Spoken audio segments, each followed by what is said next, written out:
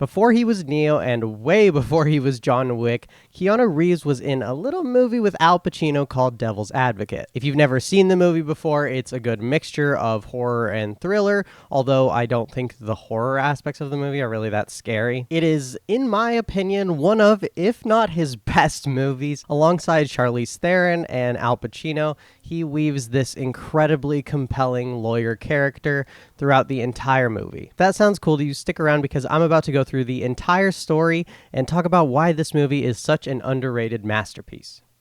The movie begins with a courtroom scene where we quickly learn that Keanu Reeves is playing the hotshot defense attorney Kevin Lomax. Currently, he is defending a teacher who is accused of being inappropriate with their young student, very inappropriate. This scene of this middle school girl testifying to what her teacher did to her makes me genuinely sick to my stomach every time I watch it. We're immediately gripped by the scene as we realize, along with Kevin, that this guy is guilty, and not only that, but he is taking a lot of pleasure in listening to the girl recount his crimes. Lomax calls for a recess, and we see him enter the bathroom, frustrated by the fact that his client lied to him about being innocent, and also, as we will learn shortly, that his winning streak is now vulnerable to being lost. One of the reasons why I love this movie so much is how quickly it throws us into the action.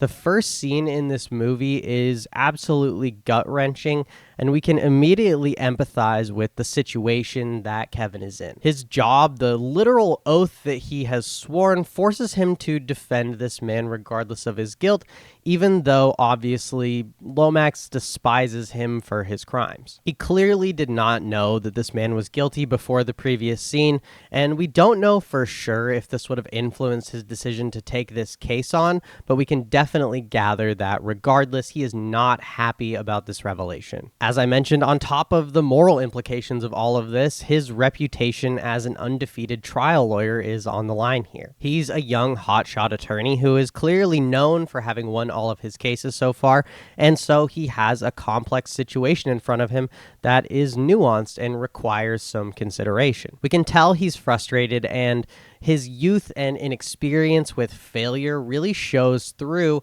in the expression of that frustration through physical aggression. There's also a lot of foreshadowing in this scene that is really hard to pick up on if you don't know where the story is going, but be assured that there are a lot of hints right here, and we'll kind of return to those as the story continues. We continue as we hear a lightning strike sound effect in the background after the reporter leaves the bathroom. I've honestly never really liked this effect. It always felt too melodramatic and a little bit cheesy to me, but that's neither here nor there. The reporter leaves, telling Lomax, "It's a nice one, Kev. Had to close out someday. Nobody wins them all."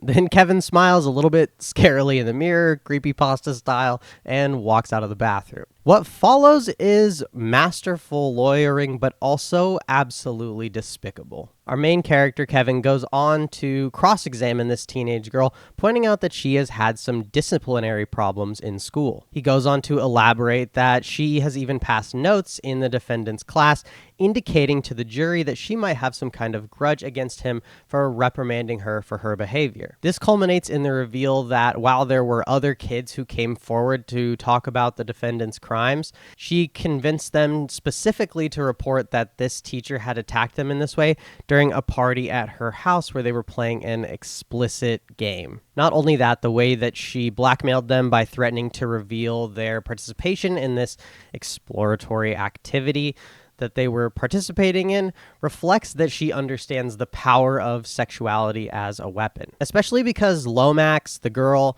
and the defendant all know that he's guilty regardless of what new evidence is introduced. We don't actively hate Kevin after this scene, regardless of how much we might morally disagree with his decision not to just throw this man to the wolves.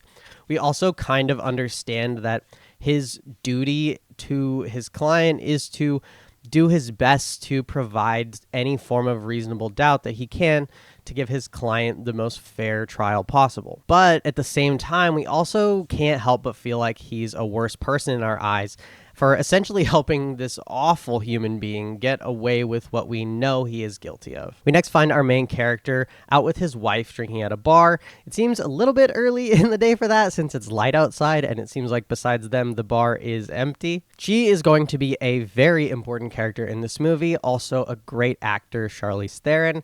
Very early role for her. But regardless, we also understand that Kevin has not had the best day so far, so drowning himself in a little bit of alcohol while not healthy is an understandable reaction. We cut to later in the night when him and his wife are obviously significantly more drunk than they were when we saw them a few seconds ago, and Lomax makes his way to the bathroom saying,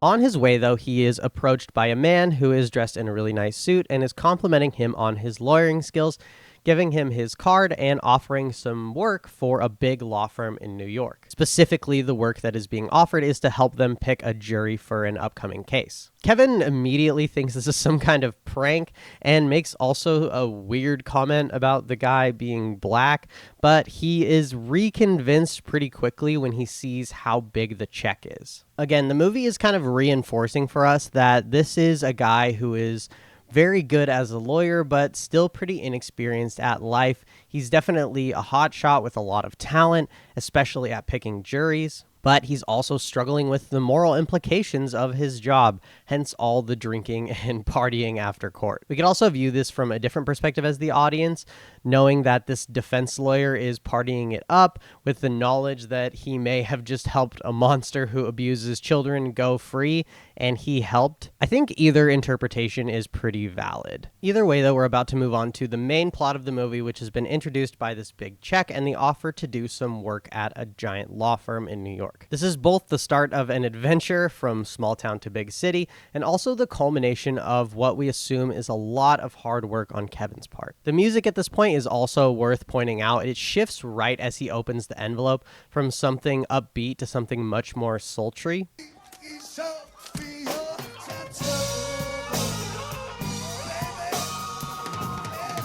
This suggests to us as the audience that Kevin is being seduced by the money that he is being offered for this work. We're hit by kind of a wild juxtaposition as the next scene is taking place in a rural church where we watch as attendees are singing hymns and we meet Kevin's mom. You can tell that more than being proud of him, she is concerned about him. She's obviously a very godly woman and doesn't seem to trust his wife, Mary Ann, either, which is highlighted when she points out that Mary Ann is working on a Sunday. This obviously isn't the first time Kevin has heard this spiel, as he expresses that he's tired of the same routine with her over and over. She warns him about New York and how unholy of a place it is, but she also seems surprised when Kevin is able to quote scripture back to her in response. Thou mighty city, in 1 hour hast thy mighty judgment come, and the light of a single lamp shall shine in thee no more. This does seem to appease her a little bit, and she puts aside her godly concerns for his soul to wish him luck and tell him that she's going to miss him. Kevin gets back to his car and they get in, but before they drive away, Mary Ann guesses that Kevin's mother said that this all must be her idea, which is true. She did say that. Mary Ann comments that they need to have kids soon so that it'll get his mom off her back. Clearly she's joking, but this also is going to be a topic of discussion for them throughout the movie. Once again, scene is rife with foreshadowing that I think is very hard to pick up on, but again, something that we'll come back to later. The main point here is that Kevin is rebelling against his mother by being a lawyer and by being married to Mary Ann, and also now by going to New York. She's clearly cut from a different cloth than he is, and we see their differences highlighted here very strongly. We also learn that Kevin's mom doesn't really seem to like Mary Ann. Not super surprising that his extremely religious mother doesn't like his very attractive Southern belle wife who likes to party. Also, the mention of kids here, while again joking, does bring it to mind for us as the audience and confirms for us also that they currently don't have any. Our next scene takes us back to the courtroom with our main character now on the job consulting in a jury selection. We see immediately how cocky and sure of himself he is, disagreeing with a much more senior lawyer who works for his client about which jurors to keep and which to cut. But this gives us new insights into Kevin's abilities as a lawyer. He has this almost Sherlock Holmes-like observational ability to look at someone and know a ton about them. This is first shown through his ability to look past one of the potential jurors' race, which the other lawyer has assumed will make him more understanding towards criminals, and see that he is not a man to be trifled with, one who might not be very forgiving to someone who he perceives as a criminal. But we see this ability exaggerated even more when he advises against picking a woman who is a Catholic school teacher, saying that She wants on this jury. Somebody hurt her and she wants revenge. when questioned about how he could possibly know that about that woman, he tells them honestly that he doesn't know how he knows. This scene not only emphasizes Kevin's abilities as a lawyer, which we've already seen a little bit, but it escalates it from just a matter of sharp logical conclusions to almost feeling more like a superpower. As an audience, we think that the observation about the man's boots is a sharp one that we are not likely to notice if we're being honest with ourselves. But when he knows why that Catholic school teacher wants to be on the jury, it starts to make us wonder if there's more going on here than just good intuition and logic. Again, we're shown that Kevin is this very cocky and self-assured lawyer in a very youthful way, but also that he has real skills to back up his self-assuredness. We watch Kevin cross the street, leaving the courthouse, and we get our first glimpse of Al Pacino's character, who is clearly keeping an eye on him. Time has passed, and we watch Kevin return home to Mary Ann in this extremely nice housing situation that they're in while Kevin is in New York being a lawyer for this big firm. The first thing that Mary Ann mentions when Kevin walks through the door is that his mother called, and it sounds like she's had this bad feeling about things, so she just wanted to check in. Kevin seems upset, and so Mary Ann asks him what's wrong, and he tells her that the jury only deliberated for 38 minutes. Not a very long time for a jury to deliberate. Mary Ann assumes from his attitude that they lost the case, except Not fucking guilty! Oh my god, you fucking sick of shit! 38 minutes. My jury. they're both extremely excited because Kevin has succeeded in picking a great jury, and that is reflected in how little they deliberated. I find it so interesting that his mom calls to say she has a bad feeling about things on the same day that he has this big win in court. It's very obvious foreshadowing. I don't think that it's a spoiler since something is clearly going to go wrong at some point in this movie. But it's really interesting because it takes Kevin's ability in the last scene we saw to understand why that woman was there, but not know how he knows. And it parallels it with his mom's ability to have a gut feeling that something wrong is going on, but not necessarily know what it is. There's also obviously this weird dissonance between the gut feeling that his mom had about something going wrong and then the obvious fact that something is going very right for Kevin and Mary Ann. But gut feelings in movies are an interesting thing because as an audience, we've been trained to listen to them a lot. And think that they might be right more often than we would normally think in real life. So to hear that his mother has this bad feeling and then also to see everything working out kind of puts us on edge. We jump forward to the next day as Kevin is entering the building the law firm owns, accompanied by the man who made him the initial offer, Lehman. Although the case is over, it sounds like he is sticking around for a few days to talk to one of the partners at the firm, Milton, who has been held up in Malaysia with a client for longer than expected. Firstly, when we learned that Milton is in Malaysia, I always thought it was an odd place for a very influential lawyer to be spending his time on business. Nothing wrong with Malaysia, obviously. I've heard it's a beautiful place, but it isn't exactly known as the richest place in the world either. So I've always wondered what kind of clients this firm might have there. As Kevin is getting the tour, though, besides the obvious, very modern for the 90s downtown New York office, the thing that is catching his eye is this red-headed woman. This strikes us as the audience as a little bit odd. Firstly, it's not super clear if he was just attracted to her or if she stands out a lot or if there's something else that we're not clued in on that drew his attention. Kevin so far also seems to have great chemistry with his wife. They seem very happy, and we've gotten no indication that he is straying outside of the bounds of their marriage or thinking about other women. So why he is so entranced by this woman is kind of a mystery to us. The other mystery being obviously who this woman is at all. Having lost his guide due to being distracted by the woman, he jogs up the hall and notices an ominous-looking door, which opens as he approaches it. Inside is an extremely odd room.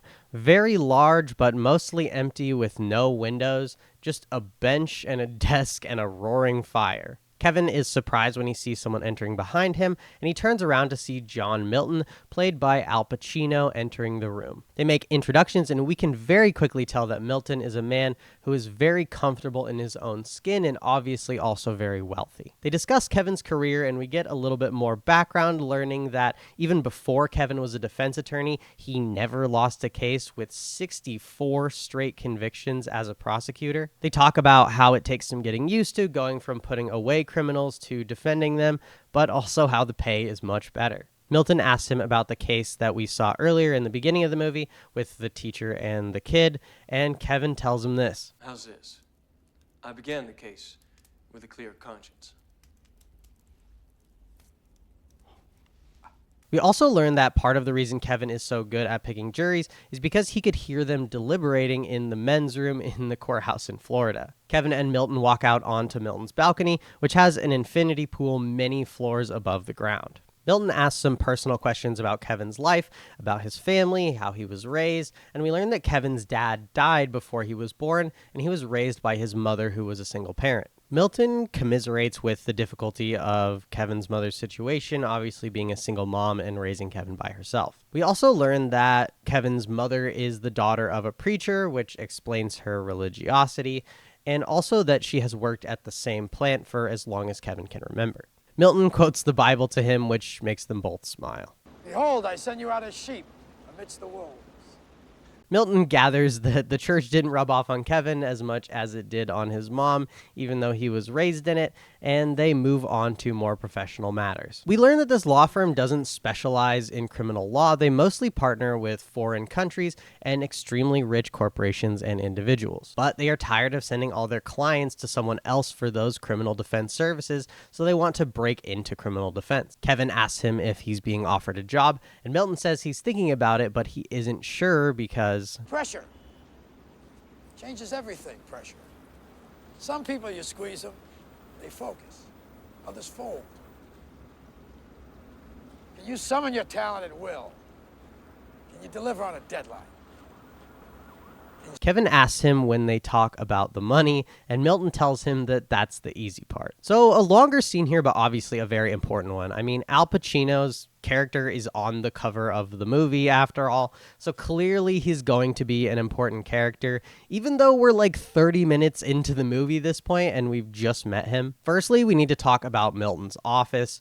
Rich, powerful people are known for being pretty eccentric, but this room always struck me as extra odd, mostly because it's just so empty. It's a huge space and there's almost nothing in it. Also, the giant fire seems extremely dangerous right there, even if it's just a gas fireplace. But that kind of speaks to Milton's sensibilities, as his balcony is the same way. Hundreds of feet off the ground, and there is no guardrail or anything to prevent you from falling right off the side, a choice that is clearly evocative of his love of danger. This is emphasized when they both talk about how peaceful it is up there, an opinion which I absolutely do not share. Also, the water and pools are clearly just decorative. Nobody would swim in an open air pool in New York City, hundreds of feet above street level. You would freeze. But we also learn a lot about Kevin in this scene. We learn that he can be somewhat morally dubious from his explanation of how he used to listen to juries deliberate, even admitting that this is something that could likely get him disbarred. But we also get more context about his mother and his childhood.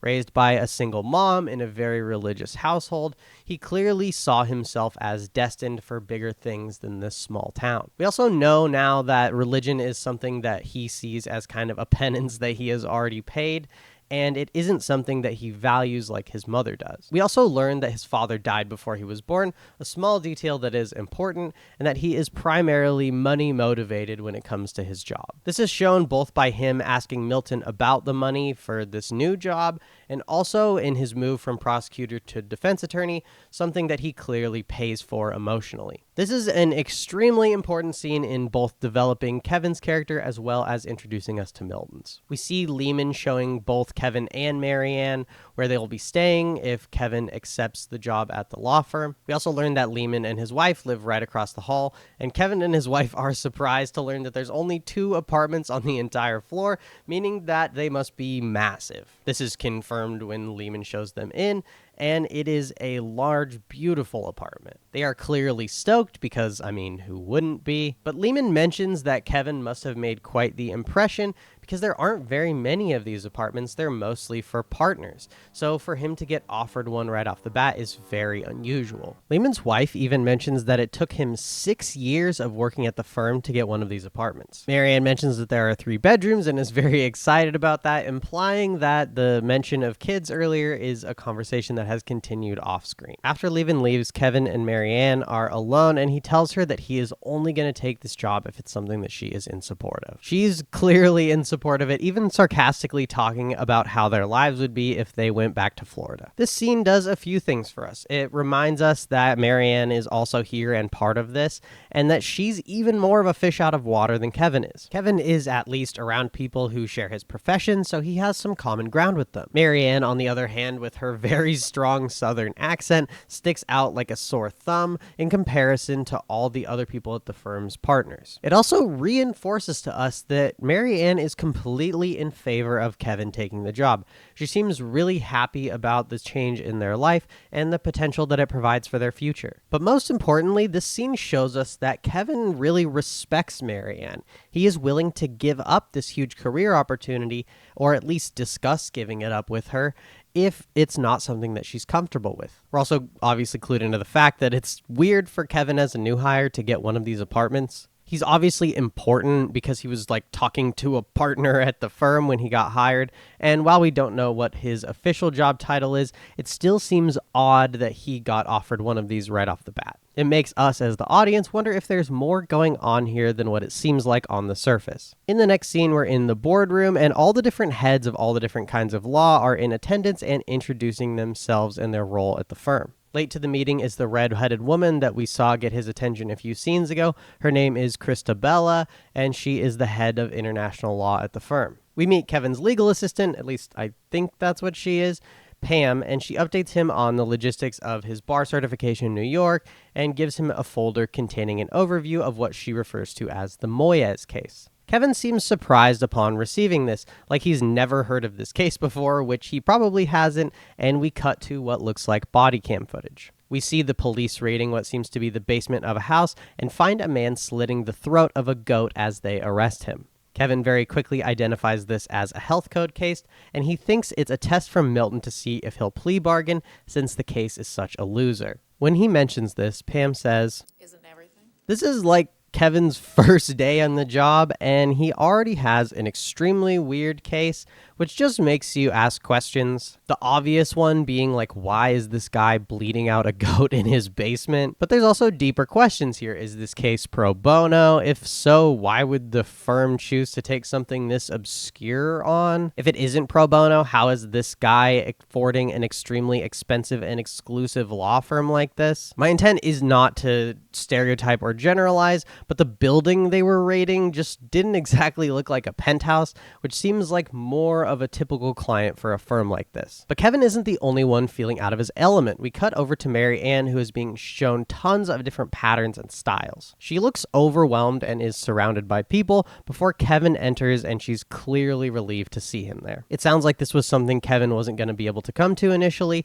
although we don't really know what they're choosing, but he went out of his way to make it anyways. Again, there's not too much to say about this scene. Really, it's just again emphasizing that Kevin really cares about Mary Ann, and he's going out of his way to put her first over his career. We're now with Kevin in what looks like a pretty sketchy part of town. He sees a woman coming out of a local shop that he is approaching, and he tells her he's looking for a Felipe Moyes. He's led down into a basement, likely the same one we saw on the body cam footage. It's a super creepy basement with candles and what looks like satanic worship type paraphernalia all around. We're given a slight jump scare by Mr. Moyes, who is sitting next to some candles on the floor. He says something very odd to our main character about how he thought that he would recognize him, and after Kevin clarifies that they've never met before, Moyes goes on to talk about how they have an investment in blood. He tells Kevin to think of blood as spiritual currency. Kevin tells Moyes that he's going to need some help with this case,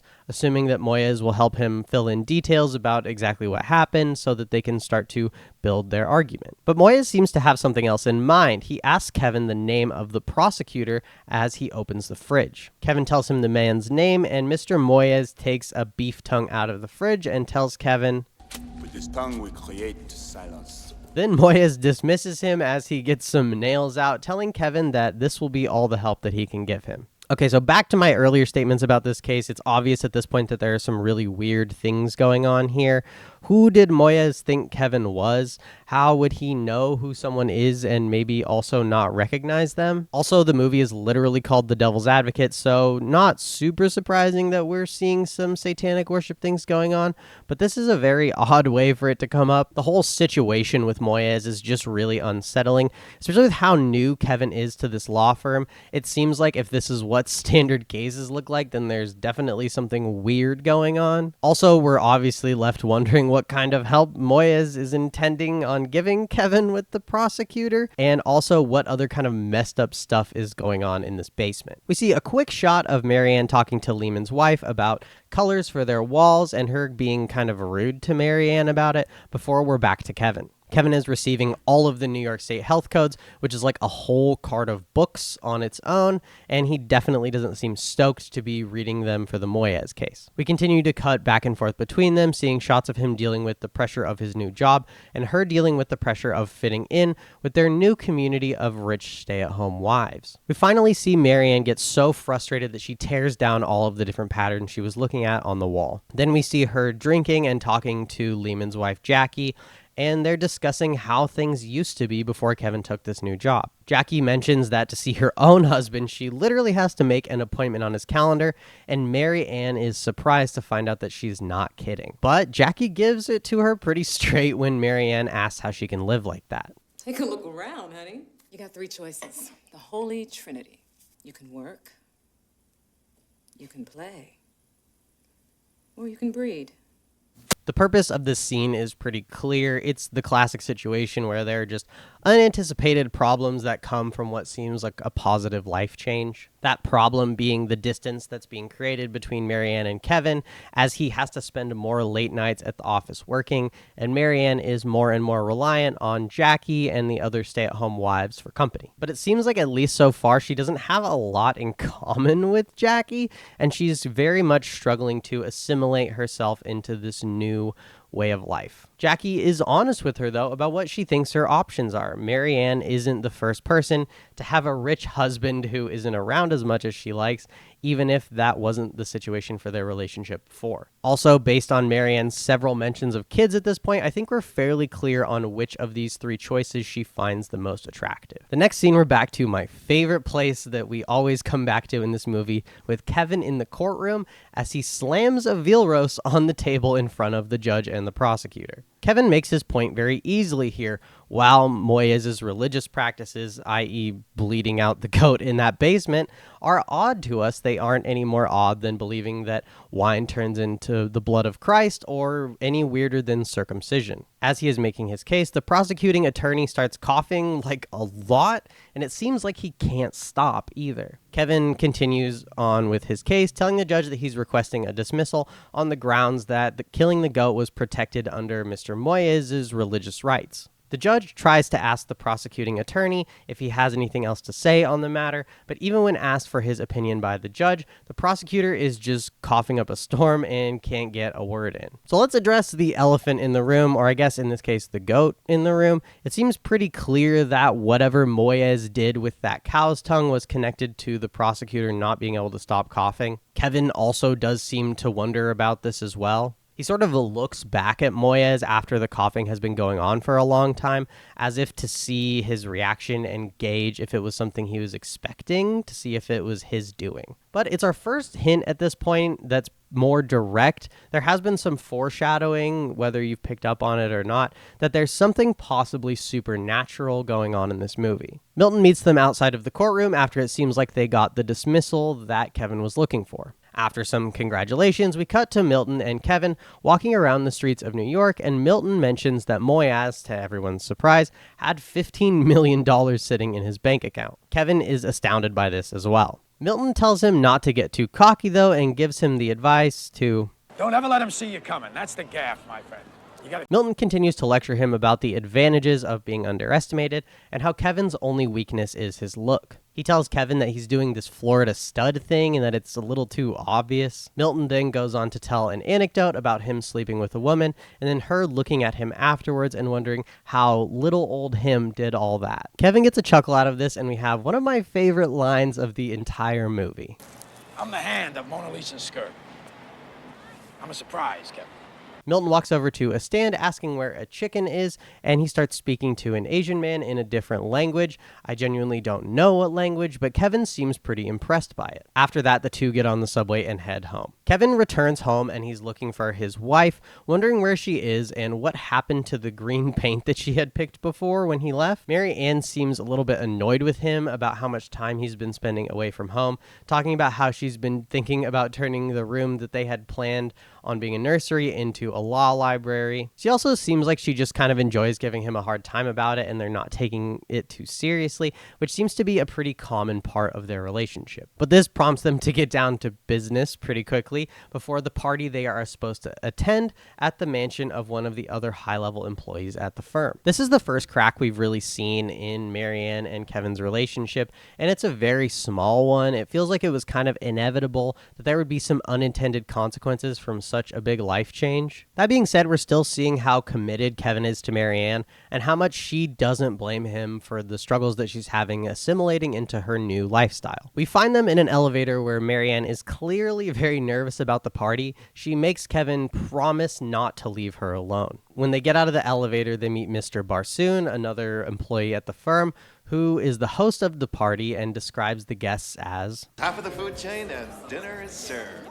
Barsoon is pretty quickly dragging Kevin around, who is then also dragging Marianne around and introducing them to people. We also find Kevin introducing his wife to Pam, but he's quickly pulled away by Lehman to meet someone important. While he's off meeting people, Marianne is hanging out with the other wives, and Milton enters and she starts asking them who that is. The other women she's talking to are surprised that she hasn't met him yet and explain to her who he is. Milton introduces himself to Marianne, and we cut to them chatting on the couch. It seems like they're getting along well, though, and Marianne seems more comfortable talking to Milton than she does with other people at the party. As he did with Kevin, Milton very quickly gets into more personal things with Marianne, how she's doing living in New York, if she misses her family, that kind of thing. We learn that Marianne doesn't have a great relationship with her family, and Milton mentions that he can relate, especially with his relationship with his dad. We very quickly cut back to Kevin, seeing that he spies the same redhead that we've talked about a couple times now, Christabella. But then we're right back to Marianne and Milton's conversation where he says that he has a suggestion. He couches it and asks if he has permission to make this suggestion, and she's intrigued, and he tells her that it's about her hair, which she obviously seems surprised by. He tells her that she has too much life for a perm and that she should pull her hair back instead. She laughs, and he tells her that he would do it himself, but I'd love to do it, but if I did, everyone in this room was pretending not to be watching us. Would naturally assume we were fucking or something. he asks please, and she relents, pulling it back so we can see what it looks like. We again cut back to Kevin, where it seems now he is thinking about approaching the redhead, before we cut again back to Marianne and Milton. They're now looking at her hair together in the mirror, and he tells her that she's got to cut her hair. He also says a woman's shoulders are the front lines of her mystique, which is a choice, and also starts to feel a little bit more than flirty at this point. He also tells her that she should go back to her natural hair color because it would really bring out her eyes, and she seems very flattered by Milton's attention. Meanwhile, Kevin goes out on the balcony where Christabella is alone. They start chatting, and we learn that Christabella lives downtown, not in this building where Kevin and a bunch of the other people from the firm live. And while they continue talking about the city, we cut over to Mary Ann, who is asking around about where to find Kevin. While his wife is looking for him, Christabella asks Kevin if he came here alone, and he chooses an interesting answer. Are you alone? You mean tonight? But she calls him out basically immediately, asking if his wife is a jealous woman. It gets pretty awkward pretty quickly, and she's very obviously coming on to him, but also letting him know that she knows that he's married. Their conversation, though, is interrupted by Milton, who exits onto the balcony and says that he sees the future of the law firm in both of them. Kevin also notices that he's getting pretty handsy with Krista, which he takes note of. Krista leaves, seemingly dismissed by Milton, and tells Kevin that they need to talk because something has come up. He gives Kevin a key and tells him to go find Barsoon and Lehman and take them up to his apartment on the top floor. We see Mary Ann still asking around trying to find Kevin, understandably getting more and more panicked as she can't find him. So again, a longer scene here, but I didn't really want to break it up since it all kind of flows together. Firstly, and most importantly, Kevin clearly breaks his promise to not leave Mary Ann alone at the party. At first, it's kind of understandable. You even see them give each other kind of a look when he gets pulled away, where he seems like he's kind of like, sorry, like I have to go. But pretty soon we start wondering what the hell he's thinking. He's obviously really attracted to this redhead, but he's married, and we know that at least previously he has really shown signs of loving and caring for Mary Ann. So for him to seek out Christabella this actively and just come on to her like that, very blatantly, even seeming like he's willing to lie about being married to have a chance with her, seems very odd. All of this, again, while breaking the one promise that he made to Mary Ann about not leaving her alone at this party. Mary Ann, on the other hand, is put into a predicament. She's not seeking out Milton, he seeks her out. And it seems like she might be attracted to him or at least enjoy his attention, but she never crosses the line like Kevin does. Besides that, the only reason that she's in that situation in the first place is because Kevin leaves her alone at the party, which he promised not to do. So as the audience, we kind of understand some of Kevin's decisions, but at the end of the day, we know that he's not doing the right thing here, while Mary Ann remains pretty blameless. This scene is a defining moment in their relationship, as it's the first time we really see Kevin not put her first and do even more than that by disrespecting the sanctity of their marriage. It shows us that those hints that we've been getting throughout the movie about Kevin maybe not being as virtuous as he seems might ring more true than we thought. We enter Milton's penthouse in the next scene. It's very extravagant with this giant sculpture at the back of the room. We see Milton talking on the phone in a foreign language, and the tension is high as we wait for him to get off the phone to explain to us and all of the characters why this is so urgent. While we're waiting, it is explained to Kevin that the penthouse is just this one room with no bedroom, which is very weird and ominous. We learn when Milton gets off the phone that one of their biggest clients, who they bill for an ungodly amount of hours each year, has just been charged with killing his wife, stepson, and their maid. Obviously, this puts a real damper on things since they had all probably assumed it was just something more political or business related. Barsoon is ready to get to work on the case, but Milton jumps in. No. I want Kevin on this case. I hope you're kidding. Barsoon is appalled that Milton wants Kevin to do this, but Milton's confidence in him is inspiring. Even Kevin isn't sure about his ability to handle this, even as cocky and self-assured as he is, but Milton is insistent. The phone rings, Pam is on the other end, and Milton looks Kevin in the face and asks him, You gonna fight for this thing or not?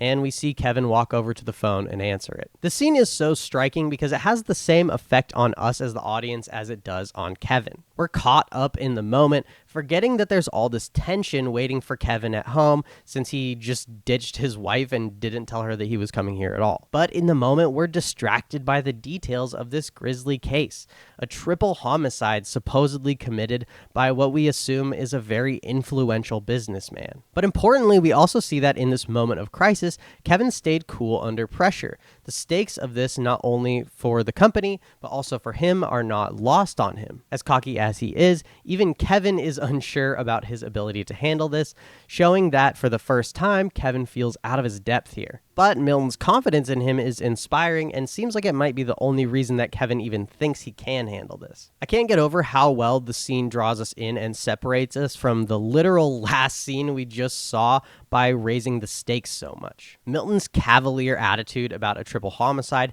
and his sudden declaration of Kevin taking the case also sets us on edge and makes us uneasy, wondering why he's so calm and why it's so important that Kevin takes this case. We are quickly reminded of what is waiting for Kevin at home when he returns to his apartment, which is now completely dark. As soon as he enters, he sees Mary Ann sitting at the window, drinking, upset that he left her there. We learned that he's been gone for 3 hours, and he didn't even take the time to call her and let her know where he was. Kevin explains the situation to her, obviously excited about the potential of this new case, but understandably, she doesn't really care about that.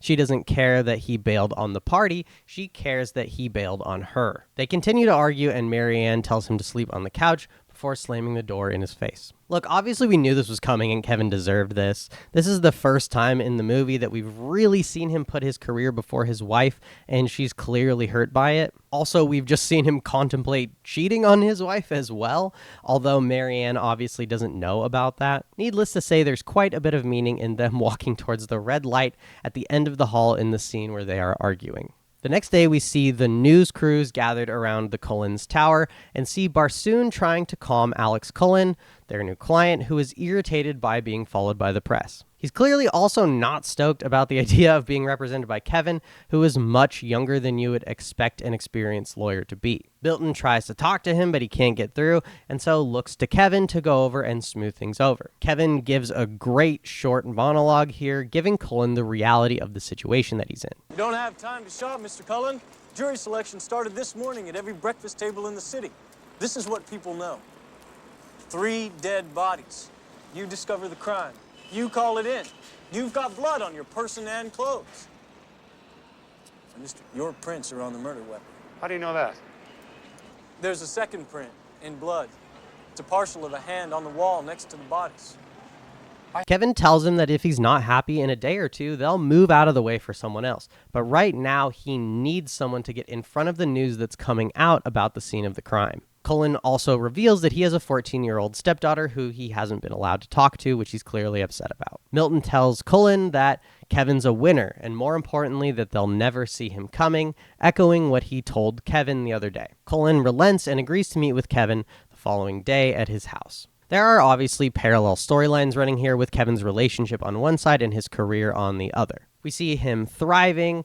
This is his moment to succeed. He's being given an opportunity that you can only imagine most criminal defense lawyers dream about. Working a front-page triple homicide case for an extremely wealthy and influential business person for a giant firm in the heart of New York City. He's compelling with the client, he's making good points, he's winning Cullen over in a way that Barsoon and Milton failed to. This is obviously a big juxtaposition against the scene where we just saw him really failing in his relationship at home. We cut down to street level where we see a woman with brown hair cut in a bob talking to Lehman's wife, Jackie. That woman turns out to be Marianne with a new hair color and cut. They're shopping at expensive clothing stores, and we hear Jackie tell Marianne that it doesn't really matter how expensive the clothes are. The women are talking about how you should spend as much money as you can, because if you're not going to have a relationship with your husband, at least you can have a relationship with his money. The women are undressing and trying on clothes in this communal room, which is obviously making Marianne very uncomfortable. She's even more uncomfortable when Jackie makes her feel her breasts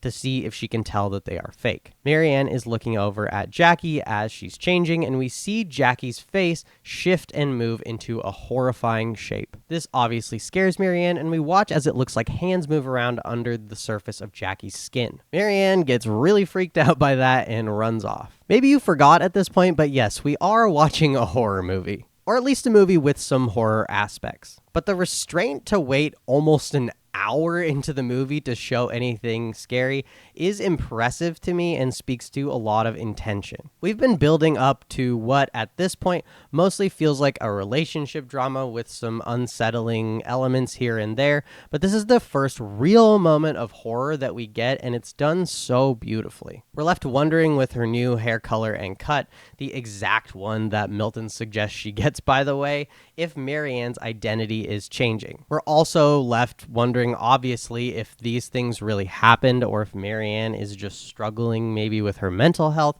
due to all these changes in her life and her recent unhappiness in her relationship. It also calls back to what Milton and Kevin were talking about when they first met. Some people crack under pressure, and we start to wonder if that isn't Marianne that's cracking right now. We're back to Kevin and Marianne's apartment where Marianne is telling Kevin about what happened. She's talking about how unhappy she is here, how she can't stand these women, even admitting that she's been seeing things. Kevin is trying to be understanding, talking about how he's worried about the pressure that she's under trying to fit in here, about how she's changed her hair dramatically recently, which he's a little bit concerned about, and also how the alcohol that they drank when they were out probably didn't help. But Marianne is insistent that it wasn't the alcohol or her hair, and it wasn't even the conversation she had with her sister Kathy. Now, before she mentions this, neither we as the audience or Kevin have ever heard anything about her sister Kathy or this conversation that she had with her. But we find out that her sister Kathy is apparently pregnant again, which is also, it seems like, a sensitive thing for Marianne, although we aren't really quite sure why. But Marianne is insistent that it's something else. She's talking about how she never sees him anymore, about how she's concerned that it's only going to get worse as this new case ramps up, and also how she's even excited for Kevin's mom to come visit because she just is excited to get to spend some time with him. He gestures to the apartment and says, at least you have a nice place to live, and she freaks out on him, saying how he always changes the subject. Kevin seems frustrated and doesn't really seem like he knows what to do at this point. Marianne echoing what Milton says earlier and says that if Kevin buys a few new suits and he's fine, but she's got this whole apartment to fill, and having all this money was supposed to be fun, but it just isn't. She says that it all just feels like a test. Then she sits on the floor and she starts crying, and she's talking again about how lonely she is and about how much she misses Kevin and how she doesn't know what to do. Kevin apologizes and hugs her, and he suggests that they have a child. Clearly, this is something that they've discussed and that he knows Marianne wants, and the idea seems to make her feel relieved. Then things start to get intense pretty quickly. But when Marianne starts to declothe, he is shocked to see not Marianne, but Christabella, the redhead from The Office. He looks back down to see Marianne again, seemingly disappointed that it's her instead. They continue, but once they get started, he still is alternating between seeing Christabella and Marianne, but Marianne brings him back down. She asks him to stop and is obviously upset by the way he is acting, asking him where his head is at. So obviously Marianne at this point isn't the only one seeing things. The idea that maybe she is just suffering from hallucinations quickly leaves us when we see Kevin suffering them as well, unless they're both losing it. One of my few criticisms of this movie is how close these scenes are together. I wish that we had been kept wondering a little bit longer about whether Marianne was hallucinating and if it was real, rather than in the next scene showing us Kevin also hallucinating. But now that both of them are seeing things, it's pretty clear that there's something going on here. We're also seeing how quickly their relationship is falling apart. I mean, it seems like it's probably been at least a few months at this point they've been in New York, but from our perspective, it hasn't been very long, and they're both already really acting like different people. There is, again, a lot going on in this scene that we could talk about that's a little bit more spoilery, but we might return to that later. We're now in Cullen's apartment, and Kevin is asking him to go back over the night when he was at the scene of the crime. Kevin is asking questions about the details of what he did when he got home and found the bodies, and Cullen is not liking talking about it. He tells Kevin that he'll show him how it went down, and pulls out a gun, throws it on the ground, and shows him how he picked it up that night when he found it on the ground at the scene of the crime. Kevin asks him whose gun that is, and Cullen tells Kevin that it's his gun. Kevin tells him that he is crazy for walking around with a gun after being accused of a triple homicide. Kevin makes Cullen give him the gun, tells him that carrying around a gun is a deal breaker and that he can have it back after the case is over. They wrap up, and when Cullen asks him what their next move is,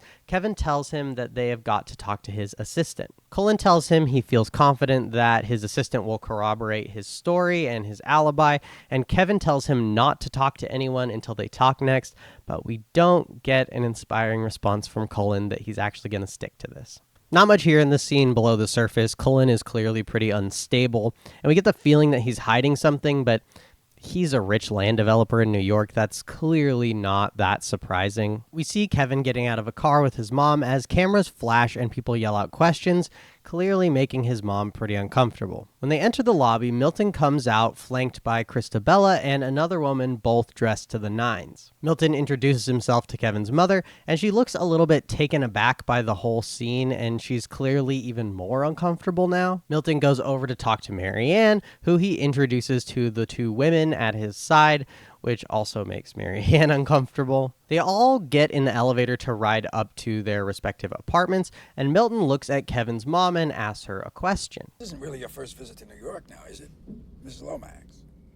Marianne and Kevin look pretty uncomfortable at the question, but they answer for her, saying that it is her first time in New York. Milton tells her that she's done a great job raising Kevin, and the whole ride is pretty uncomfortable, honestly. Milton tells Kevin to hang on, and he asks about Cullen, while Christabella and the other girl get kind of frisky behind him in the elevator. Kevin tells him that's a long conversation, and Milton offers for him to come upstairs with them and update Milton on what's going on, with the very clear implication including him in what's going on with him and the two women behind him. Kevin doesn't get on the elevator to his credit, but Marianne is still pretty pissed and asks him if that's what he's been doing when he's working late. Marianne and Kevin are arguing in front of Kevin's mom, and Marianne says she's going to bed. Obviously, as far as we know, Kevin has not cheated on his wife at this point, but with how weird that was, you definitely can't blame Marianne for being suspicious. Kevin clearly seems irritated about the whole thing, and his mom also seems worried, understandably. The one thing that I will note about the scene that always sticks out to me is how odd Kevin's mother's reaction is to meeting Milton. She seems extremely surprised to see him, which seems odd since it doesn't seem like they've ever met before.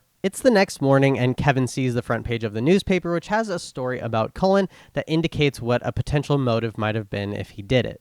Kevin is immediately alarmed by this, but runs into his mom in the hallway. She tells him that she's going home. She just doesn't feel right here. She says that she misses her church, and also tells Kevin that he needs to do a better job with Mary Ann.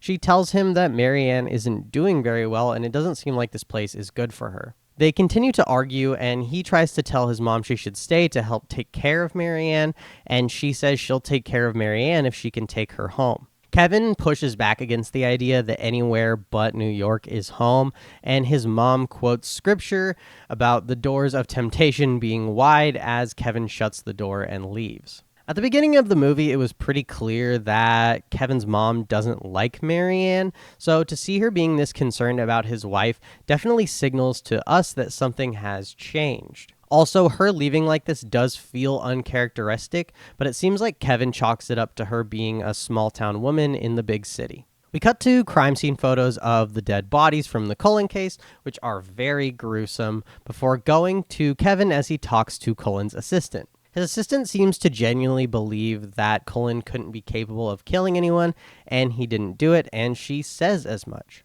Kevin continues wandering through the office after Cullen's assistant leaves, attracted by the sounds of people working so late at night. He walks into a room and sees Barsoon supervising employees shredding tons of documents. Curious what's going on, he goes into the room and updates Barsoon on Cullen's assistant, telling him that she looks like she's going to be a solid alibi. Barsoon escorts him out of the room to talk, and also tells Kevin that if anyone asks, he didn't see all that paper shredding going on. Kevin asks him who would be asking, and Barsoon tells him that it would be the Weaver Commission at the Justice Department. Barsoon is evasive from this point, and also surprised that Kevin doesn't know about Weaver. Milton interrupts their conversation and tells Kevin to grab his coat because they're going to a boxing match at Madison Square Garden. Kevin tells him that he has to call Marianne first, and Milton insists that he just does it on the way. We don't learn a ton in this scene besides the fact that Cullen's assistant seems like it's going to be a good alibi, and there's something going on with the Justice Department that requires a lot of late night shredding. Obviously, the late night shredding implies some kind of illegal or at least unethical activity, but we're not given much clarity about what it actually relates to. How casual Milton is about the whole situation makes it seem like this is kind of just another day at the office. Kevin also does make kind of a half-hearted effort here of saying he needs to talk to Marianne first. It's better than nothing, but he also doesn't really fight back very hard when Milton tells him to just call her on the way. We find ourselves on the subway with Milton and Kevin. Kevin is asking him about what the Weaver Commission is, and Milton is again evasive, basically telling him that who knows what's going on with Barsoon. Then Kevin and Milton are accosted by two men on the train. It's a classic sort of tough guy thing, two dudes stepping to them and telling them to get off the train because this is their car. Milton, though, doesn't seem intimidated even when one of them pulls out a big box cutter.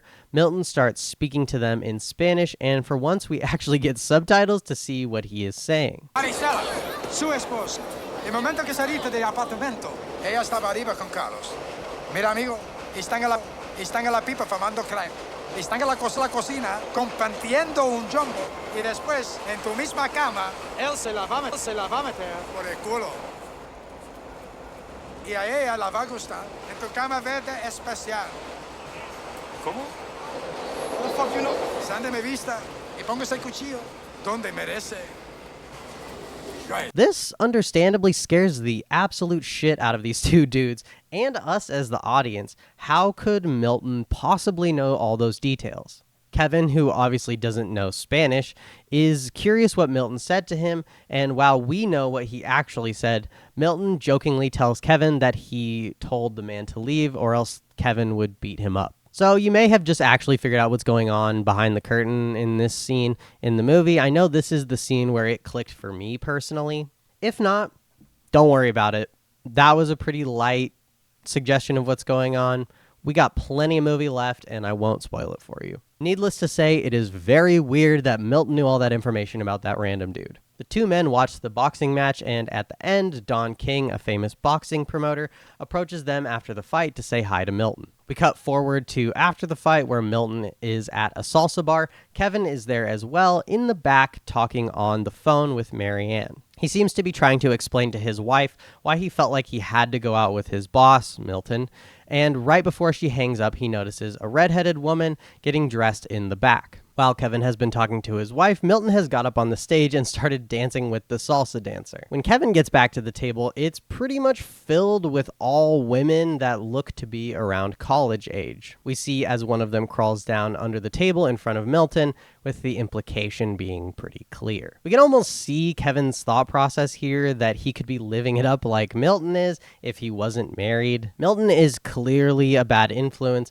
and while Kevin told Mary Ann that he felt pressure to go out with Milton because it's his boss, it also seems like he would rather be here than at home with his wife. Suddenly we're back in the apartment with Mary Ann, who's home alone while Kevin is out partying with Milton. The scene is very unsettling and dreamlike as we watch Mary Ann get up to wander through the house thinking she hears someone inside. She grabs a knife and walks down the dark hallway towards the bathroom, checking every room along the way. But she goes into what will be the nursery and is surprised to see a naked baby on the floor in the middle of the room. She's talking to the baby, trying to figure out how it got there, and then the baby reveals that it is playing with a pile of viscera. Mary Ann looks down and sees a huge blood stain around where her reproductive organs are, suggesting that those are what the baby has in its hands. This scene is so jarring. Like, the symbolism is obviously very clear that her reproductive ability has been compromised in some way, but it's an absolutely haunting one that kicks off probably the saddest section of this story. As we expect, we see Marianne in the next scene looking very rough. Kevin is trying to convince her that it was a dream since there's no blood on the nightgown she was wearing the previous night. Kevin is trying to encourage her to get into the bath. He seems kind of at a loss for what to do to help. Mary Ann also seemed convinced that he will leave her now. It's unclear why she thinks this, whether that's because it seems like she's starting to lose it, or her inability to have a baby, or how Kevin has been off gallivanting around with his work friends. But he goes over to comfort her and she throws him off. She's now at the point where she is wandering from topic to topic in a way that is really concerning for her mental health, and Kevin says he is calling the doctor. Mary Ann just comes out and says it. They took her ovaries. She seems extremely convinced that the scene that we saw before was real. She tells Kevin that it is true, though, that she can't have children. She was at the doctor yesterday and was diagnosed with non-specific ovarian failure. But then she shushes him like she hears something. Shh. Oh, God. Did you just hear that? Listen. She keeps saying that she knows him and that he's going to leave her now. The phone rings and he pulls away to answer it. It's, of course, about the case, and he leaves the room to go talk on the phone about work. So Marianne is obviously not doing well. Regardless of the supernatural aspects of what's going on around them, it's pretty clear that on top of that, there is a mental health crisis happening here. She's also very concerned that Kevin is going to leave her, which based on his recent behavior doesn't really feel too far-fetched. Also, he seems unable to prioritize her over his work, answering the phone even though she is clearly in crisis and needs his support right now. Marianne's dream of having children has also also obviously been crushed by the news from the doctor, and it's unclear whether she went to the doctor first or had the dream first. But either way, she is infertile, and so on top of everything else she has been struggling with, is now dealing with the revelation that she won't be able to have kids like she always wanted to. That's all we get of Marianne right now, though, as we head back to dealing with the Cullen case. Cullen has interrupted Cullen's 1-hour weekly supervised visit with his stepdaughter because he needs to confront Cullen about some new information that has come to light. The day that his wife died, she had lunch with one of her friends who she told that she knew Cullen was messing around with someone else and that she could prove it. That's relevant to the case, especially because him and his wife's prenub, a contract that determines what happens in case of divorce before two people get married, is null and void if he cheats on her. This means that if he cheats behind her back, she could divorce him and get filthy rich, which gives Cullen a strong motive to kill her. Cullen admits that he was cheating on his wife with the secretary that we saw earlier, Melissa. He also admits that the night his wife was killed, he was off with his secretary and that they were sleeping together. But Cullen doesn't want to tell that story, even though Kevin is trying to convince him that being honest about this would help give him an alibi. Behind them, his stepdaughter exits as his time with her has run out while he was outside talking to Kevin. Rich, powerful real estate developer who cheats on his wife isn't exactly the biggest twist in the movie, but the case of Alex Cullen does continue to get more and more interesting. The only other notable thing that we see in this scene besides the revelation about Cullen is it seems like he is very attached to his stepdaughter. We see Kevin and Milton walking as Kevin is talking on the phone with Mary Ann's doctor. After he gets off the phone, Milton tells him that he's going to take Kevin off the Cullen case. Kevin is appalled, but Milton makes sense. With everything going on with Mary Ann, he thinks that it would be in Kevin's best interest to take a step aside from his work and focus on her. He basically tells him straight up that he would not hold it against him and everyone would understand if he needed to step back. He wouldn't even be off the case fully. He could still consult, but he'd be more free to help support Mary Ann while she's going through whatever's happening with her. But Kevin won't take that for an answer. Milton seems surprised that Kevin hadn't thought about dropping the case, but Kevin clarifies. You know what scares me? I quit the case, she gets better, and I hate her for it. I don't want to resent her, John. I've got a winner here. He says that he needs to get this case done and over with, and then he'll have his head clear and he can put all his attention into helping his wife. Milton is convinced, and we learned that Cullen's assistant admitted to Kevin that she did have an affair with Cullen, but that she refuses to admit it in court. So Milton gives him the out, and Kevin doesn't take it, which sucks. This feels like the culmination of all of the times that we saw him put work ahead of his relationship with Mary Ann. He's given one last opportunity when she's at her very worst, when she needs him the most, but he still finds a way to justify it to himself that it's better for both of them if he puts work first. Milton gives him the cleanest possible way out, says he won't hold it against him, nobody could blame him, and even that he would still be on the case in some capacity. But at the end of the day, this case seems more important to Kevin than his relationship or Mary Ann. We cut back to one of my favorite kinds of scene in the movie, where we're back in the courtroom with Kevin. We get the impression that the prosecution's opening statement rambled on for a long time and everyone is ready to be done, but Kevin chooses to give his statement now, regardless, promising that it will be shorter than his opponent's. And as we always expect from Kevin, he gives a masterful speech. Ladies and gentlemen of the jury, I know you've spent all morning listening to Mr. Broigo talk. I know you're hungry. What I need to tell you won't take very long at all. I don't like Alexander Cullen. I don't think he's a nice person. I don't expect you to like him. He's been a terrible husband to all three of his wives. He's been a destructive force in the lives of his stepchildren. He's cheated the city, his partners, his employees. He's paid hundreds and thousands of dollars in penalties and fines over the years. I don't like him.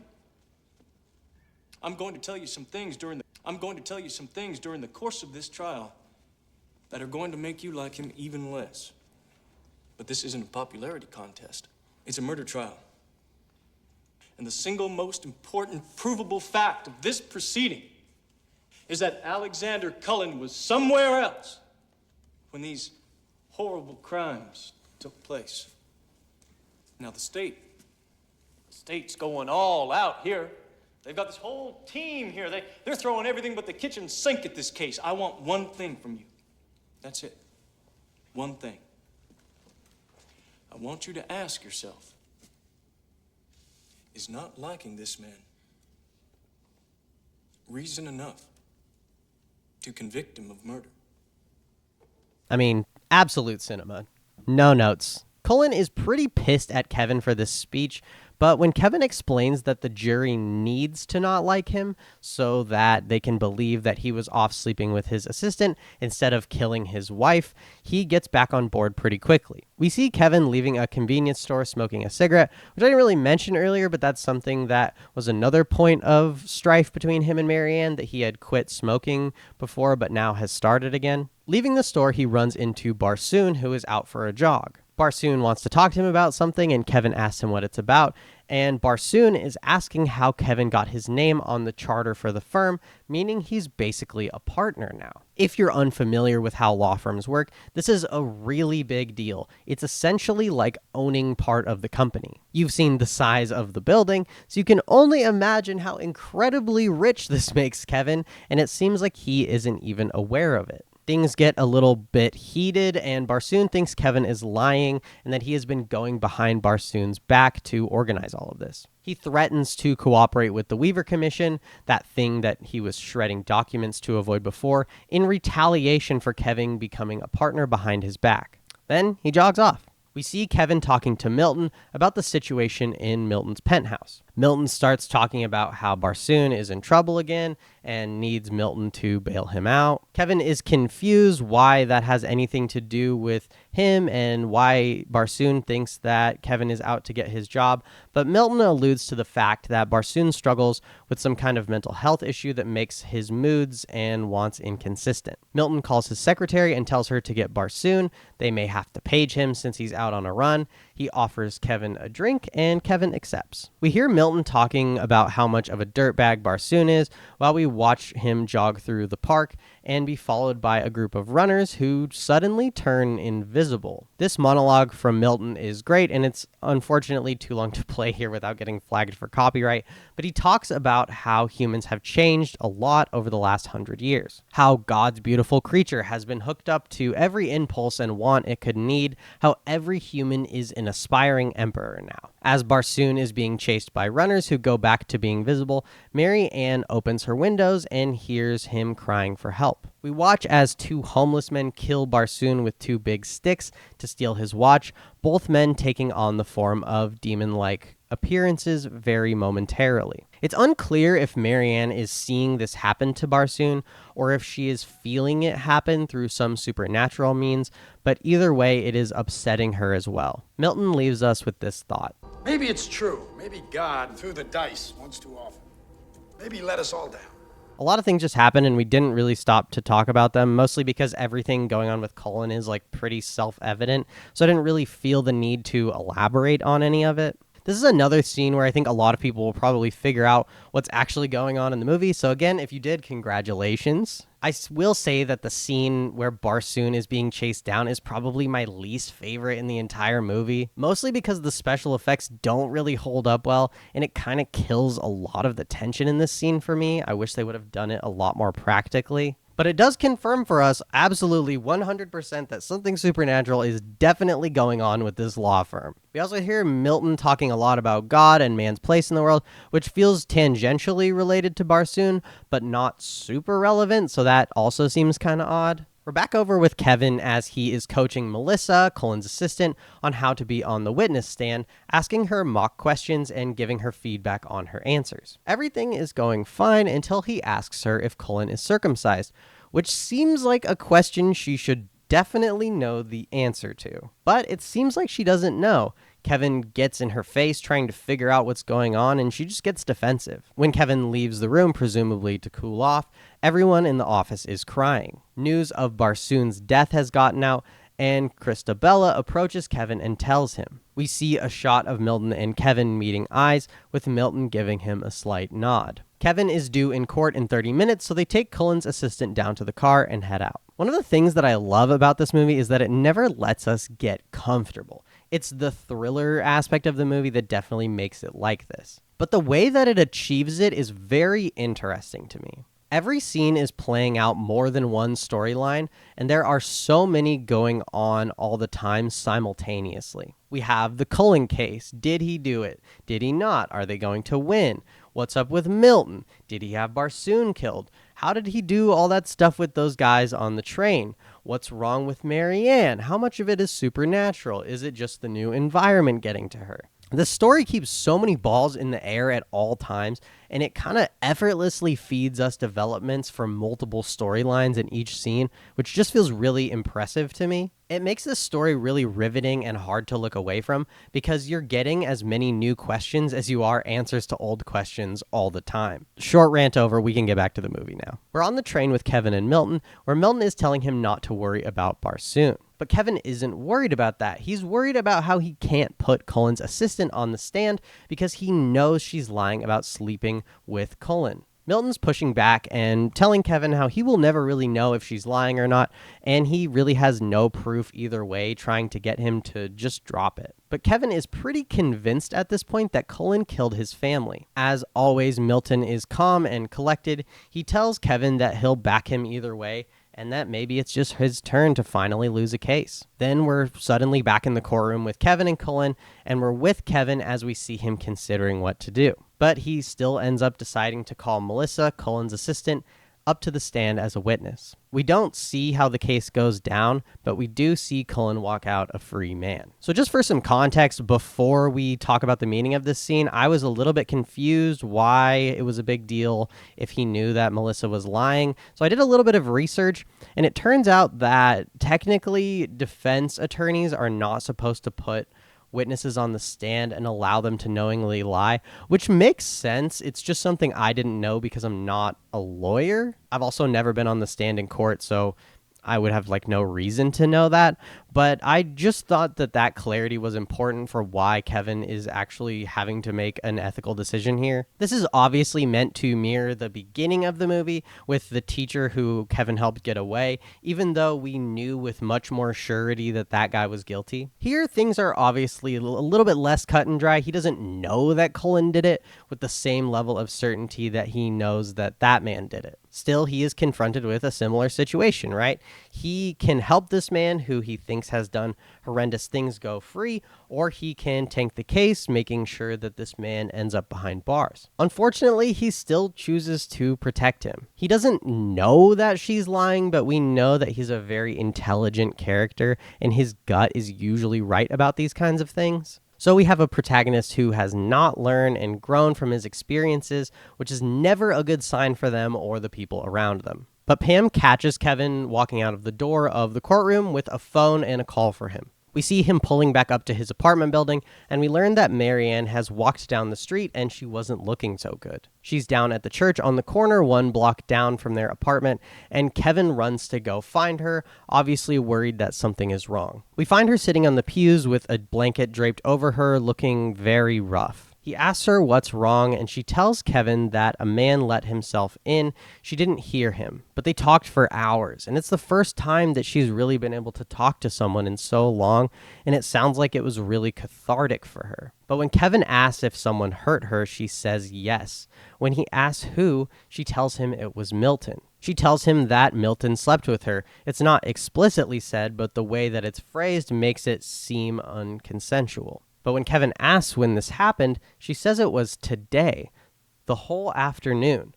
But Kevin was in court with Milton all day long. And when he doesn't believe her because of all of that, she takes off the blanket, revealing that she is naked underneath it and covered in giant scratches and bruises. Kevin, of course, is very worried about her now, concluding fairly that she must have done this to herself. At this point, we're pretty sure something's going on with Milton, so we wouldn't be super surprised if he had some part in what's going on with Marianne. That being said, it's still very confusing that Kevin was with Milton all day, but yet Marianne also says that he attacked her repeatedly all afternoon. There is definitely some supernatural stuff going on in this movie, but we're still not sure the source of it, so we're not 100% sure how much of this is really just Marianne losing it. At this point, I personally feel like it's a combination of mental health declining as well as some supernatural circumstances, but we'll have to continue the story to find out more for sure. We see Kevin checking Marianne into a mental health facility. She looks pretty medicated,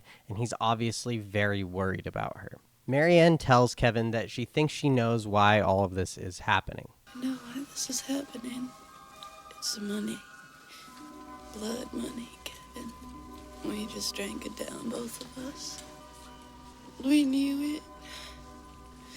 Winning those cases, taking the money, we knew they were guilty.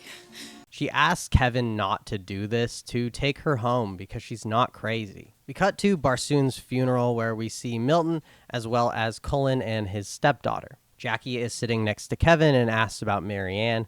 Kevin tells her that it's really bad and she's seeing hallucinations. They're interrupted by Christabella, who scoots in next to Kevin. Kevin notices Cullen rubbing his stepdaughter's back, and the way that his hand is on the wooden church pew reminds Kevin of the way that the school teacher was rubbing the table in the first case that we saw Kevin working on. He looks up at Cullen and sees him turn into the same school teacher and notices the way that he is rubbing his stepdaughter's back is oddly intimate. Kevin is made very uncomfortable by this and gets up and leaves. As he is leaving, Milton is standing in the back of the church watching him. So again, the Cullen case is obviously supposed to mirror the one that we see at the beginning of the movie. There's also an implication here that we can kind of put together based on the information that we have about Cullen in the case. I'll talk more about my theory about what's going on there at the end of the video once we've gotten through the story. But safe to say that I think maybe there is more in common with the Cullen case and the first case we see than immediately appears. But again, there's no confirmation about it. It's just kind of what I've always thought was going on with Cullen based on the information we get about him, and we'll talk about that at the end of the movie. As he is leaving the church, Kevin is approached by a man who says he is a friend of Barsoon's.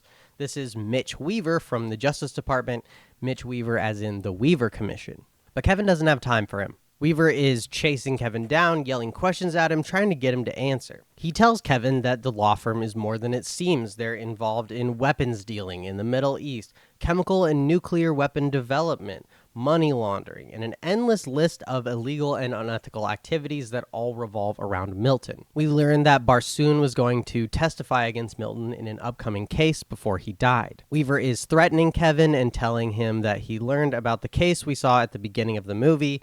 They caught the teacher again the other day, but this time he had the body of a 10-year-old girl in the trunk of his car. Then we watch as Weaver gets hit and killed by a car as he's crossing the street. While all of this is going on, there is also the biggest hint that we've gotten so far about what is actually going on with Milton behind the scenes. So yeah, Milton, there's something going on with him. If you haven't figured it out at this point, totally fine, understand. Don't want to ruin it for you. I hate to say this because it's such a big reveal for the movie, and I'm sure that a lot of people figure out what's going on with Milton here, but I genuinely hate this reveal. I wish they would have held back on it for like a little bit longer. There's a place like 10 minutes from now where the reveal makes so much more sense than it does right here, where it feels very forced. They also don't really reveal anything explicitly. They just kind of do something weird without really explaining it, which has kind of made it difficult for me to decide how to really even deal with talking about this scene, because I think that it's pretty obvious, but I've also seen the movie before, so I don't know how obvious this makes it. I find their decision to kind of go halfway here pretty frustrating.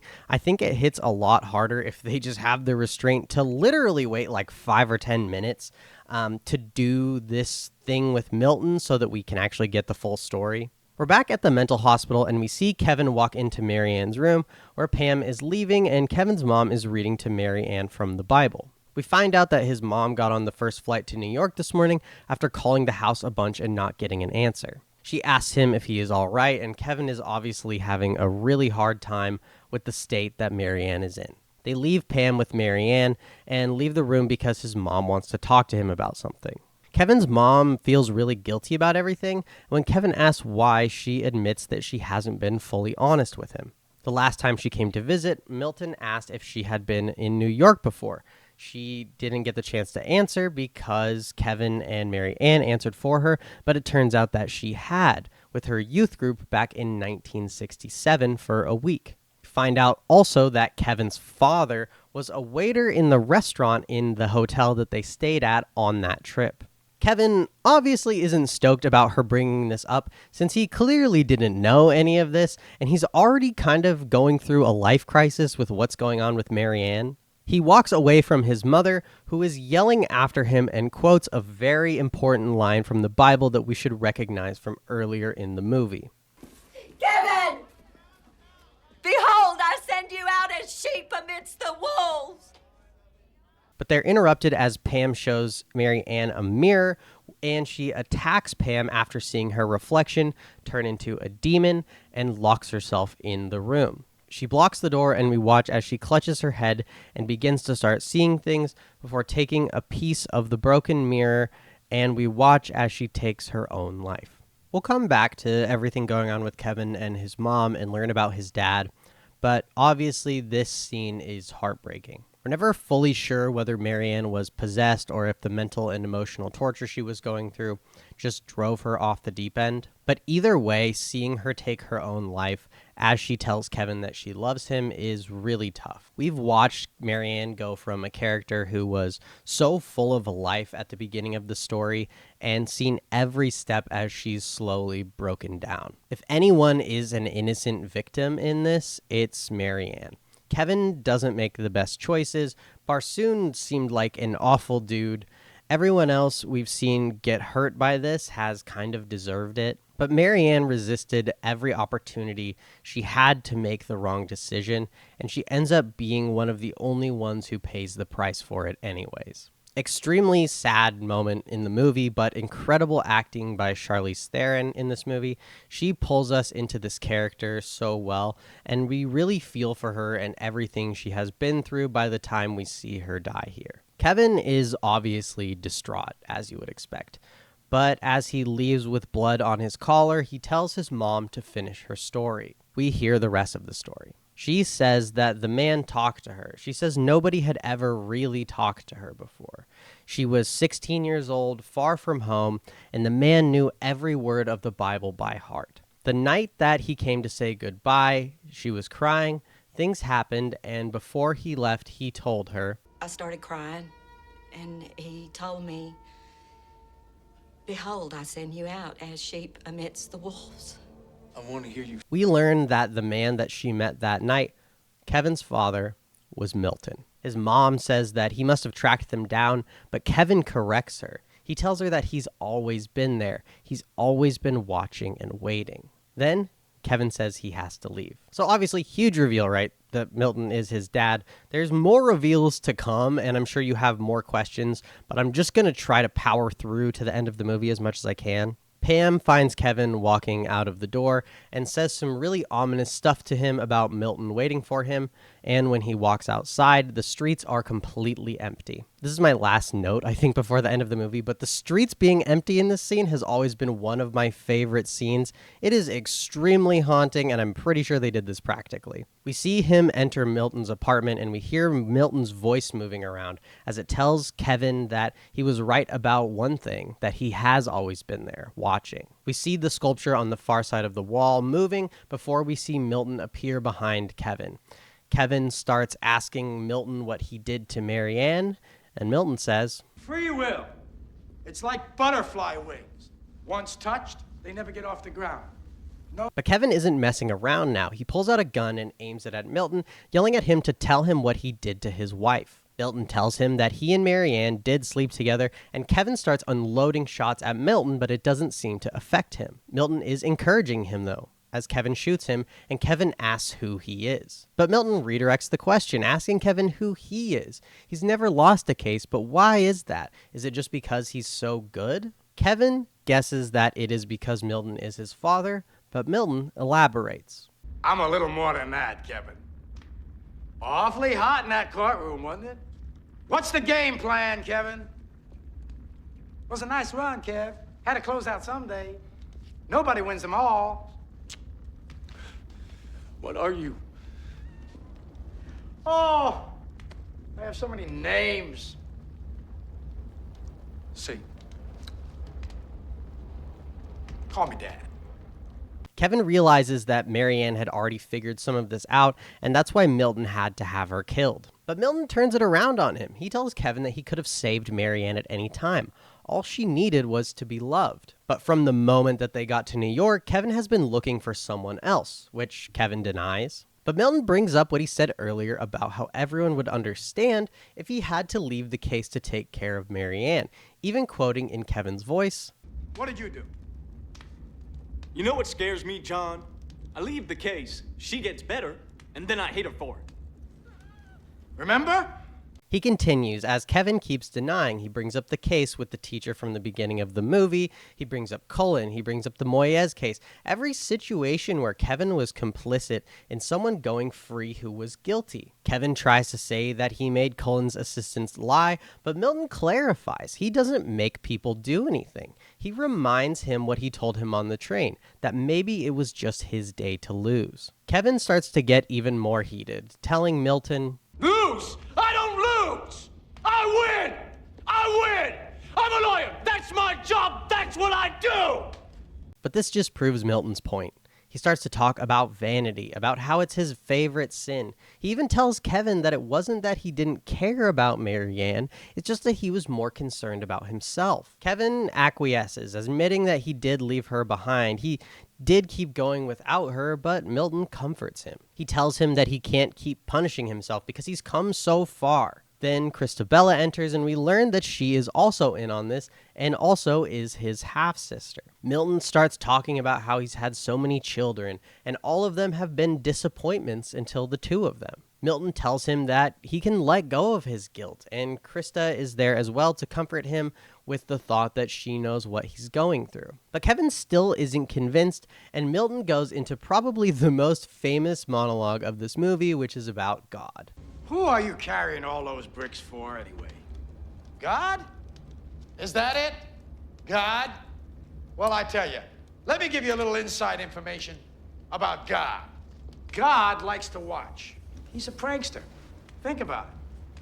He gives man instincts.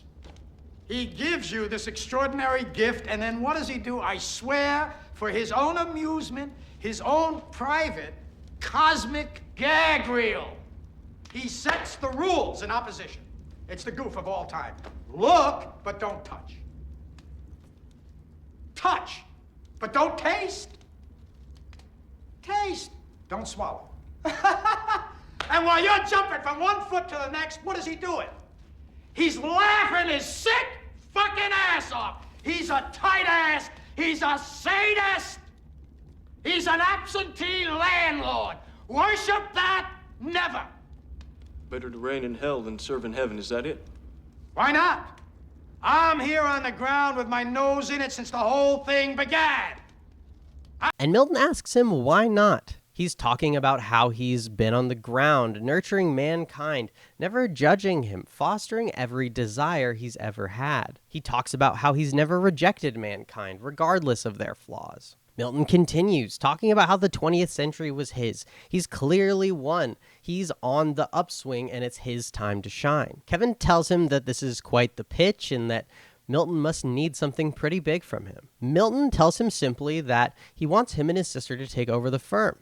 But not just that, he wants Kevin to reproduce with Christabella, who, by the way, is his half-sister. He tells Kevin that Kevin's vanity is justified, that his son would sit at the head of all tables, that the son that Kevin and Christabella make could set everyone free. Kevin asks him if they're talking about creating the Antichrist, and they kind of look at each other, and Milton sort of just shrugs it off. Kevin figures it out, though. Milton needs Kevin to participate willingly. That's his whole thing, free will. So Kevin asks what he's offering. Milton tempts him with anything, literally anything and everything he could ever want, bliss on tap. We watch Milton's offer evolve as the sculpture behind Milton shifts and comes alive. Seductive jazz starts to play as Milton continues to try to convince Kevin to participate in this coupling. Krista grabs Kevin and starts to dance with him, telling him to forget about Milton, that this is about them. But Kevin kind of breaks out of the trance and asks Milton why, out of everything, he chose the law.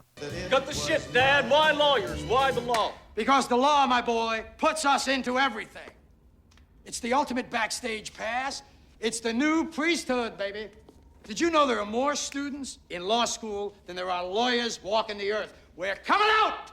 He goes over to her and they start to kiss. Milton starts to chant. Kevin stops and asks about love. Milton tells him that it's overrated anyways, just a set of biochemical processes, no different than eating large quantities of chocolate. Kevin seems to hesitate but continues. Then he stops. He looks at Milton. Milton tells him it's time to take what's his.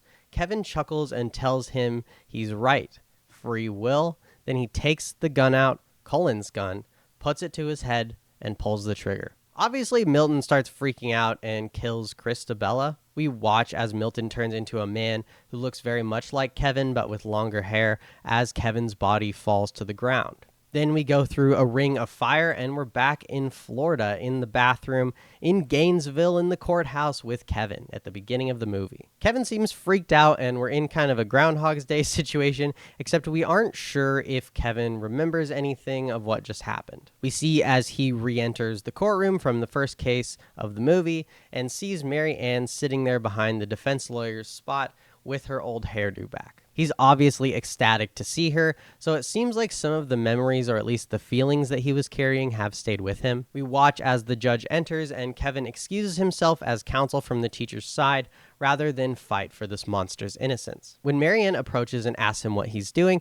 he tells her that he's doing what he thinks is the right thing. They leave the courtroom, and the same reporter from the bathroom wants to interview him about his decision.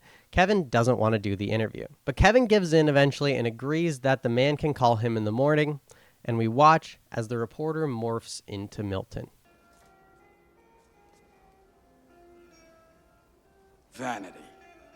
Definitely my favorite sin. This is an incredible movie. Genuinely one of my favorites of all time. I don't really know why this movie has always stood out to me so much. Maybe it's because it's a mix of horror and thriller, plus I've just always loved Al Pacino. As I mentioned throughout the video, there are tons of instances of foreshadowing this movie, so here's a few of my favorites now that you know the whole story. We have the first shot where we see the law firm building starting upside down, representing that Kevin is about to enter hell. We have Milton quoting the Bible about 1,000,000 times. It's kind of a trope for demons and the devil to be really familiar with scripture. Christabella's name literally means beautiful anointed one in Italian, which is pretty on the nose. Milton asks Kevin what they think Moyes is paying them in and says goat's blood, which is exactly what they are actually paying them in. He also literally alludes to the fact that he is the master of the universe in that same conversation. He tells Mary Ann that he can relate to her problems with her dad because his dad is literally God. When Milton sees Kevin, Mary Ann, and Kevin's mom in the lobby, he says, "Speak of the devil." There are so many more moments like this, but those are just some of my favorite ones. If you haven't ever watched this movie or haven't watched it in a while, I highly recommend you go back and watch it if you can. It's really fun to watch when you know what's going to happen. This movie also has a ton of plot lines, and not everything is wrapped up in a way that is super clear. There's some ambiguity in a few things, so I wanted to present my thoughts on a couple of them. The stuff with Cullen is pretty unclear. We obviously know that he did it. I've always felt like the movie implied that he did it to cover up the fact that he was a child predator and had an inappropriate relationship with his stepdaughter. As I mentioned earlier during the church scene, I think that I've always thought this is the case because he sees Cullen turn into the teacher from the beginning of the movie, and the way that Cullen is rubbing his stepdaughter's back feels weirdly intimate. Then he hired that woman who was either actually his assistant or pretending to be his assistant to lie and create an alibi for him so that he could get away with it. The idea being that his wife did know that he was cheating on her, but also knew that he was cheating on her in this inappropriate relationship with his wife's daughter, and so he had to kill his wife, knowing that if that came out in the divorce, that it would be ruinous for him. I don't think they clarify this 100%, but that has always been my read on the situation,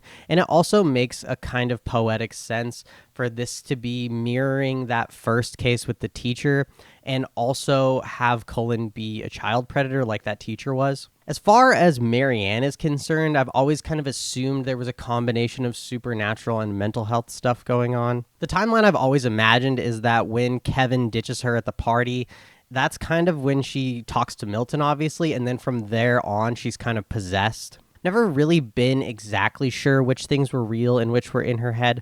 I think that they did take her ability to have children in that scene with the baby, and after that dream sequence thing, she did go to the doctor afterwards, and it was just confirmed for her that that was real because she knew now that she was infertile. I also do think that Milton really did attack her. He kind of admits as much at the end of the movie. I also think that she didn't really figure out that Milton was the devil as much as she just figured out that there was something going on with him that was related to like evil or the supernatural, but I don't think she put all of the pieces together because I don't really see how she could have. I kind of hate how heavily they hint at Milton being the devil in this movie because it just feels so heavy-handed, and I think by the time that you know, it just almost sort of feels obvious. I wish it was a bigger reveal at the end. I also feel like even in the title of the movie and the cover, they make it sort of obvious that Milton is going to end up being the devil, which is sort of disappointing to me because I think that holding that back and having it be a bigger twist might have been a better choice for the story. Also, as I mentioned, when we got to that scene in the church where he like sticks his finger in the water and it starts boiling, I hate that scene. It's just like either say it or don't say it. Don't give us this clue that's supposed to feel super obvious and revealing and then not actually make the reveal. It just feels weird. I don't like that scene. I wish they would have just cut it. It also takes place like literally, I think, 3 minutes before we find out that Milton is his dad, before we officially learn that Milton is the devil. It would have been a little bit more interesting to me if they would have just given us some time to feel like maybe Milton being Kevin's dad was like the only big reveal going on in the movie and that it could kind of explain everything weird that's going on. But because they put that scene in the church right before you find out that Milton is his dad, it feels like that reveal is like lessened so much because you're like, well, clearly that's not the only thing that's going on here.